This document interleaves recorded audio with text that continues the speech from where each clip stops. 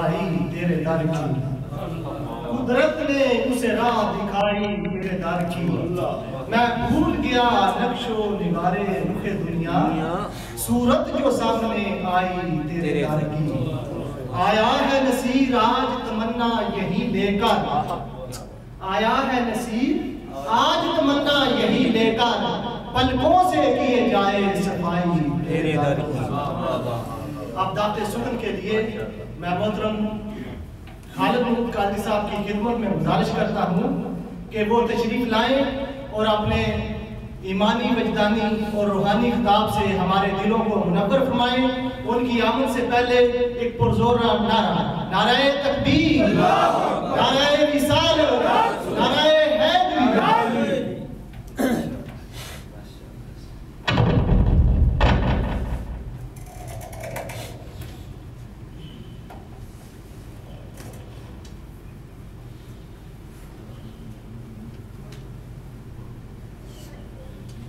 نحمده ونصلي ونسلم على رسوله الكريم أما بعد فأعوذ بالله من الشيطان الرجيم بسم الله الرحمن الرحيم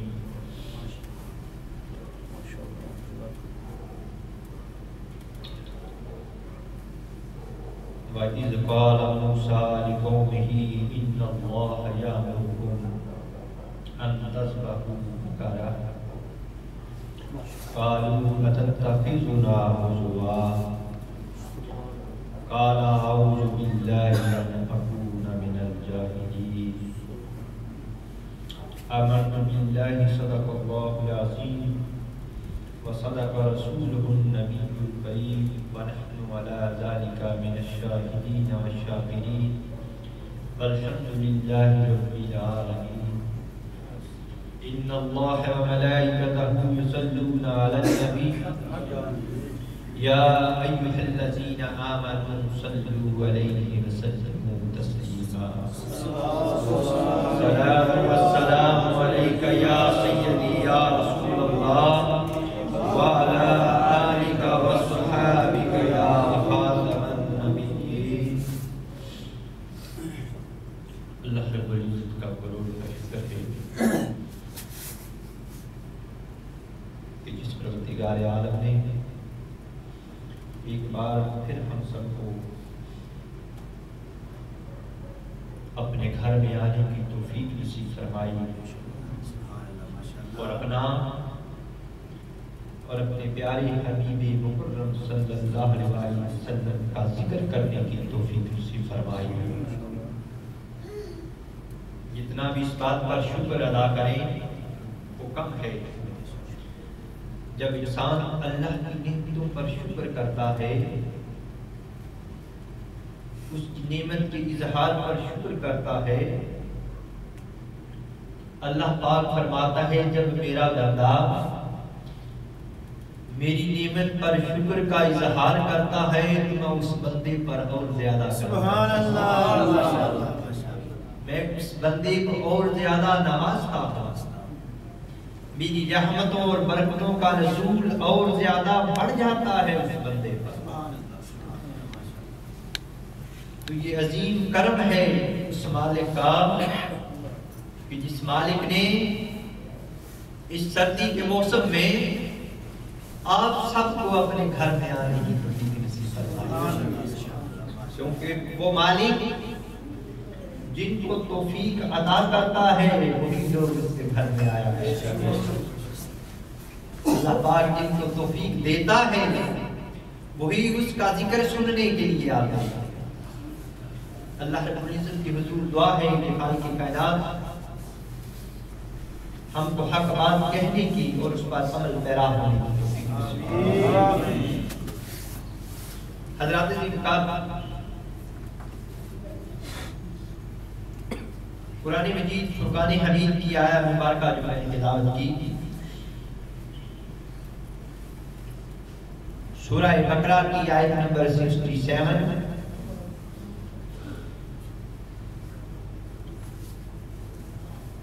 یہ وہ سورت ہے جو قرآن مجید کی تمام سورتوں سے بڑی سورت ہے. سورہ بقرہ۔ قرآن مجید فرقان حمید کی تمام سورتوں سے بڑی سورت سورہ بقرہ ہے، اور بقرہ کہتے ہیں گائے، بقرہ کس کو کہتے ہیں؟ عربی میں گائے۔ سورہ بقرہ یعنی گائے والی سورت ہے۔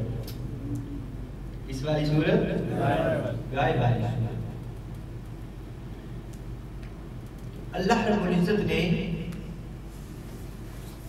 اس سورہ مبارکہ میں بڑے ایمان افروز اور بڑے عجیب و غریب ایسے واقعات جن کو سن کر انسان کے دل کو تسکین بھی ملتی ہے اور انسان اس سے درس بھی لیتا ہے، انسان کو سیکھنے کے لیے بہت کچھ ملتا ہے۔ تو یہ وہ سورہ مبارکہ ہے۔ اس کا نام بقرہ کیسے پڑا؟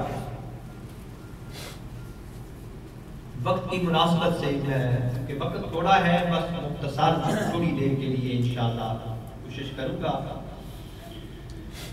جس قدر ہو سکی۔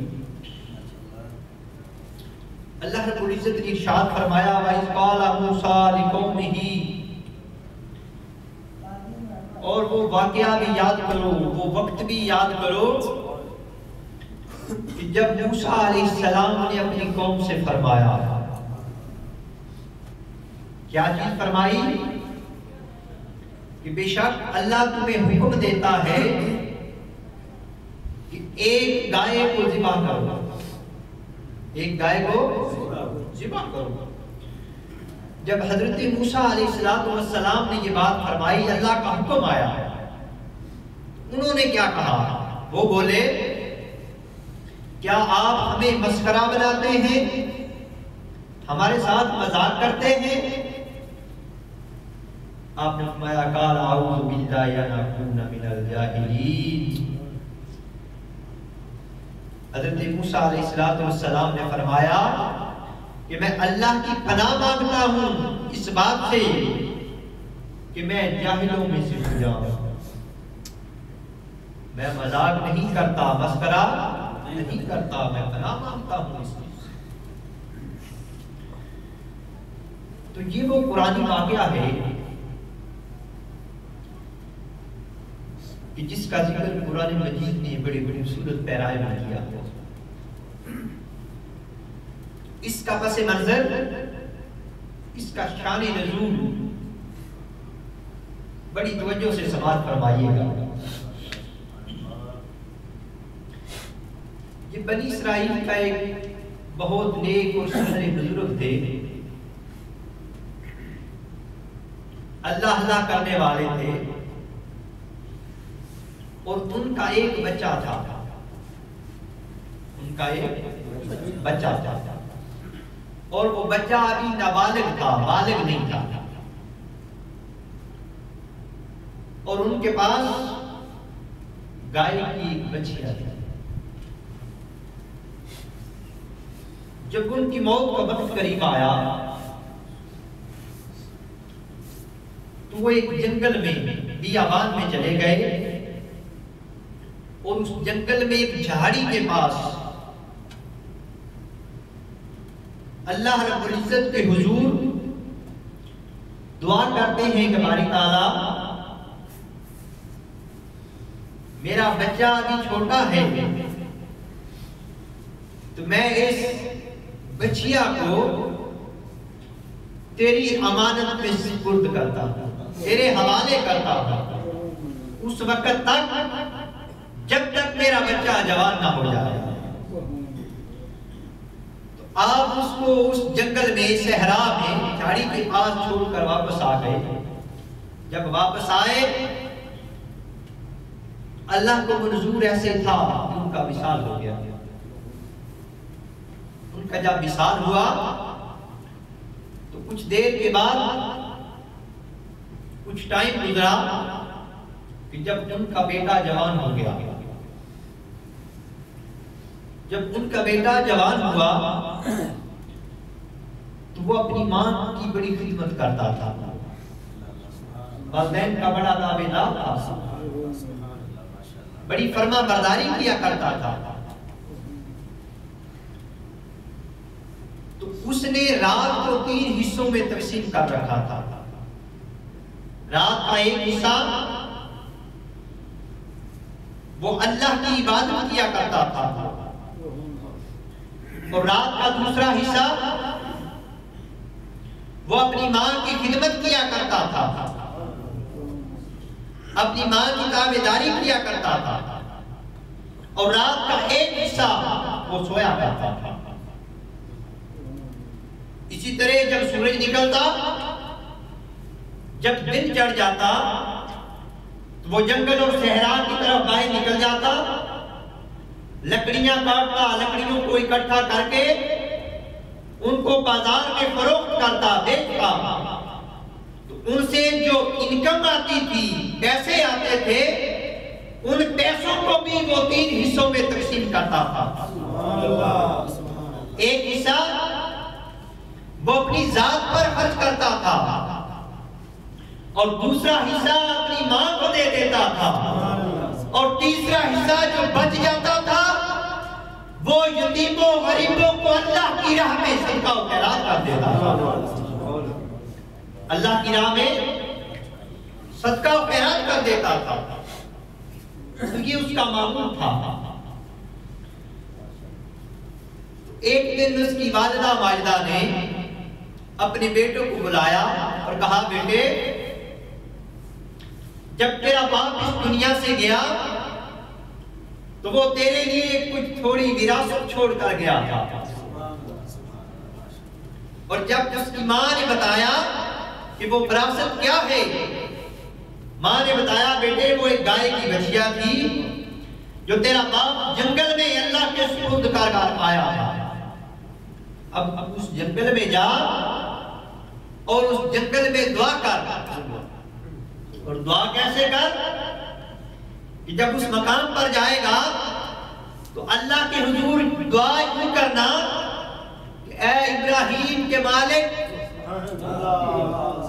اے اسماعیل کے مالک، اے حضرت یعقوب کے رب، باری تعالیٰ میرا باپ جو تیرے حضور امانت سپرد کر کے گیا تھا، ہم کو وہ واپس لوٹا دیں، ہم کو وہ واپس لوٹا دیں۔ تو جب اس مقام پر گیا تو اس کی والدہ ماجدہ نے بتایا، بیٹے اس کی نشانی یہ ہوگی، اس کی علامت یہ ہوگی کہ وہ گائے پیلے رنگ کی ہوگی، اس کا کلر پیلا ہوگا، اور دوسری بات کہ اس کی کھال اس طرح چمک رہی ہوگی کہ گویا سورج کی کرنیں اس سے نکل رہی ہیں، اتنی اس کی کھال چمکدار ہوگی، اتنی خوبصورت اور حسین ہوگی۔ تو یہ علامتیں اس کی والدہ نے بتائیں۔ وہ جب اس جنگل میں پہنچا تو والدہ کی نصیحت کے مطابق جب اللہ کے حضور دعا کی، ابھی دعا ختم کی تو پیلے رنگ کی گائے دوڑتی ہوئی اس کے پاس آ کر کھڑی ہو گئی۔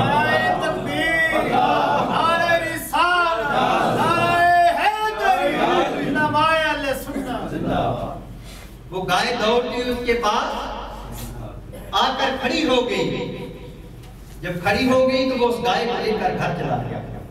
جب گھر گیا تو اس کی والدہ ماجدہ نے کہا، بیٹی اس کو بازار میں فروخت کرا۔ ان دنوں 3-4 دینار تھی گائے کی قیمت۔ جب وہ بازار میں گیا تو اس کے ساتھ اس کی والدہ نے ایک نصیحت کی کہ بیٹے جب یہ گائے فروخت کرنا تو فروخت کرنے سے پہلے مجھ سے مشورہ ضرور کرنا، مجھ سے اجازت ضرور لینا کہ ماں میں فلاں کو دے رہا ہوں، اس کے بغیر فروخت نہیں کرنی۔ تو جب وہ گائے لے کر بازار میں گیا تو ایک بندہ اس کو نظر آیا، اس نے کہا کہ کتنے کی دیتے ہو؟ اس نے کہا 3 دینار۔ وہ شخص کہنے لگا کہ اگر میں آپ کو منہ مانگی قیمت دوں تو کیا مجھے گائے دے دیں گے؟ اس نے کہا ضرور۔ لیکن اس نے ایک شرط رکھ دی، اس چیز کا تم اپنی والدہ سے مشورہ نہیں کرو گے، اپنی والدہ سے مشورہ کیے بغیر جتنے پیسے تم چاہتے ہو میں تم کو ادا کرتا ہوں، یہ گائے مجھے دے دو۔ اس نے کہا نہیں، میں سب کچھ کر سکتا ہوں لیکن اپنی ماں کی اجازت کے بغیر میں کچھ نہیں کر سکتا، کیونکہ میری ماں کا حکم ہے، اس لیے میں اس طرح اس کو فروخت نہیں کر سکتا۔ تو وہ گھر واپس آیا تو یہ سارا ماجرا اس نے اپنی والدہ کو بتایا، تو اس کی والدہ بھی بڑی نیکوکار صالح تھی۔ انہوں نے جب سنا انہوں نے کہا بیٹا یہ تو کوئی اللہ کا فرشتہ لگتا ہے، یہ تو کوئی اللہ کا مقرب فرشتہ لگتا ہے۔ تو انہوں نے کہا بیٹا جاؤ اس سے تم مشورہ کرو کہ کیا ابھی ہم یہ گائے فروخت کر دیں یا نہ کریں، وہ ہم کو اچھا مشورہ دے گا۔ وہ جب بازار میں گیا دوبارہ تو اس نے مشورہ کیا، اس چونکہ انسان کی شکل میں تھا اللہ کا مقرب فرشتہ، انہوں نے کہا ابھی تم گائے فروخت نہ کرو، کچھ وقت کے بعد کچھ دیر کے بعد حضرت موسیٰ علیہ السلام کے کچھ لوگ آئیں گے اور وہ تمہیں منہ مانگی قیمت دے کر اس گائے کو خرید لیں گے، اس گائے کو خرید لیں گے۔ کچھ دن گزرے، انہی دنوں بنی اسرائیل میں ایک بہت مالدار شخص اس کا قتل ہو گیا، اس کا قتل ہو گیا، اور اس کا نام جو قتل ہوا اس کا نام عامل تھا، بہت مالدار آدمی تھا۔ اس کے چچا کے لڑکوں نے، دو بیٹے تھے اس کے چچا کے، ان دونوں نے مل کر اس کو قتل کر دیا۔ جب قتل کیا اور ویران جنگل میں پھینک دیا، اگلے دن جب اس کی تلاش شروع ہوئی تو وہ لاش ملی، 2 3 4 دن گزرے، وہ دیکھتے رہے مگر جس نے قتل کیا ہے قاتل کا پتہ نہ چل سکا۔ تو وہ بالآخر حضرت موسیٰ علیہ السلام کے پاس کچھ لوگ آئے اور عرض کی آپ اللہ رب العزت کے حضور دعا کریں کہ خالق کائنات ہم کو ان کی قاتل کا پتہ چلا جائے۔ حضرت موسیٰ علیہ السلام نے جب وہ لوگ بنی اسرائیل کے آئے، آپ نے اللہ کے حضور دعا کی، اس وقت آپ نے یہ چیز فرمائی کہ تم ایک گائے لو اور گائے کو ذبح کرو، جب گائے کو ذبح کرو گے اس کی زبان کا حصہ اور یا دم کے حصے سے گوشت کا ایک ٹکڑا لے کر اس میت کو مارنا، جب اس میت کو مارو گے تو یہ میت زندہ ہو جائے گی اور زندہ ہو کر یہ تمہیں بتائے گی کہ میرا قاتل کون ہے، میرا قاتل کون ہے۔ تو جب یہ طے پہ آ گیا، ان کو پتہ چل گیا، وہ گائے کی تلاش کرنے لگے، گائے کی تلاش کرنے لگے۔ کیونکہ بڑا وسیع موضوع ہے، میں مختصر کر رہا ہوں وقت کی قلت کی وجہ سے۔ تو جب ان کو یہ پتا چلا تو پہلے وہ کہتے رہے کہ وہ گائے کس قسم کی ہونی چاہیے، بڑی ہو چھوٹی ہو، عمر کیا ہو، رنگ اس کا کلر کیسا ہو۔ تو جب سب کچھ جان چکے تو وہ اس کی گائے کی تلاش میں نکلے۔ جب گائے کی تلاش میں نکلے، تلاش کرتے